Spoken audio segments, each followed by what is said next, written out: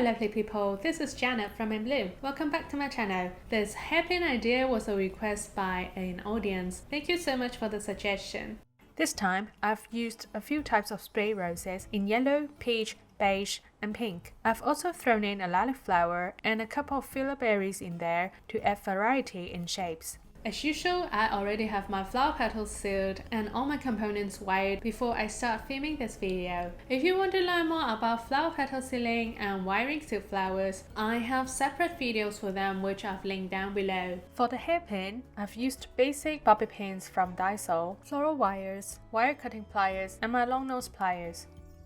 Actually, it has taken me quite a while to figure out how to secure the components onto hairpins without using any adhesive. If you have watched my videos before, you will know I seldom use hot glue for my projects. I mean, hot glue is great if you're really in a hurry, but if there's great temperature change or the quality of the hot glue stick is not great enough, the hot glue stuff would come off without any warning signs. That's why I would always choose wire over hot glue when I can. Without further ado, let's get started.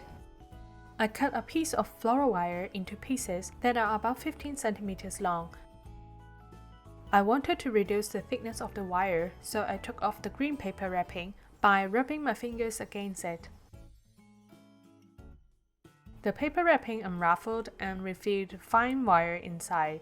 Ideally, I would have worked with fine jewelry wire, but I didn't have any on hand, so I had to make do with what I had. Now let's move on to the actual assembling. From my research, I've found the wavy side of the bobby pin should be facing the scalp, so I would attach my components on the straight side.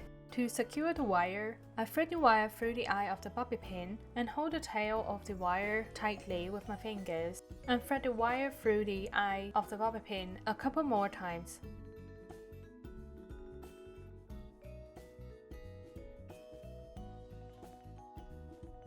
Now I placed my flower on top of the bobby pin and continue to wrap the wire round the flower and the bobby pin all the way to the end.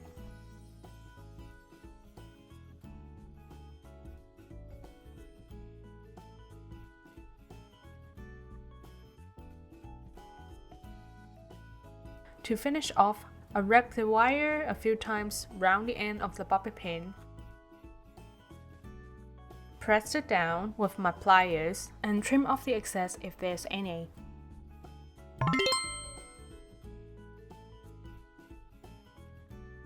I finished the whole set of hairpins using the same way. I've intentionally made one with floral wire without taking the paper wrapping off to show you the difference.